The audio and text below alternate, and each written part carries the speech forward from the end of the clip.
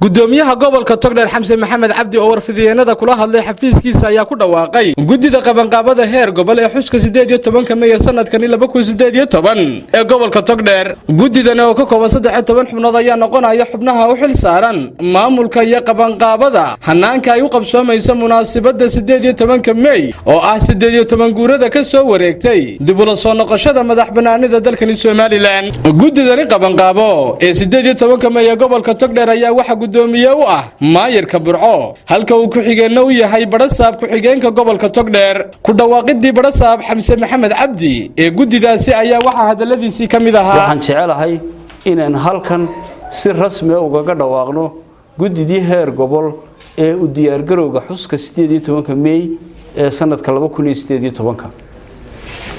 iyada oo maalinta 18 May ay tahay maalintii ay Jamhuuriyadda Soomaaliland dib u soo noqotay qarannimadeedii luntay ee ku dhex baabaaday gobolada koonfureed ee Soomaaliya halgan dheer oo nafo fara badan iyo dhiigag fara badan ay u daateen hanti fara badan ay ku maaragtay ku baxday waxay ku guuleysatay in ay dib u soo noqoto qarannimadeedii 10 May 1991 oo lagaga dhawaaqay magaalada Burco ee xarunta gobolka Togdheer sidaa daraadeed dadweynaha gobolka Togdheer waxaan u soo jeedinayaa dhammaan bulshada qeybaheeda kala duwan inaynu u diyaar garowno oo si weyn ugu diyaar garowno xuska maalinta magaca weyn qarankeena ku leh waxaan imika idin yeedhin doonaa magacyadii gudida oo ka kooban 13 xubnood waxa uu horeeya Sheekh Maxamed Yuusuf Cabdiraxmaan meeyarka magaalada Burco waa gudoomiyaha gudida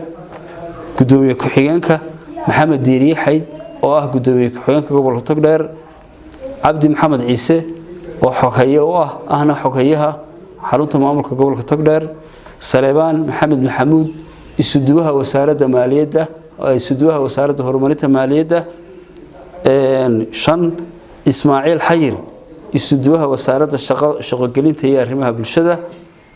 Jaamac Maxamed Cali maareeyaha wakaaladda biyaha Burco Yuusuf Ibraahim Warsam isuduwaha wasaaradda warfaafinta Mastarilka Case number 8 Mustafa Sheekh Maxamuud Cumar gudoomiyaha rugta ganacsiga gobolka Togdheer 9 Cabdiqaadir Xuseen Mataan gudoomiyaha bacadlayaasha Xasan Xamdulle Jaamac gudoomiyaasha bacadlayaasha 11 waxa weeye Saynab Yuusuf Cabdi Saciid gudoomiyaha ururka UNITA oo ah ururada madaxa banaan ee local NGOs ka hawlgala gobolka 12 Ismahaan Jaamac Maxamuud waa Ismahaan Jaamac Tanig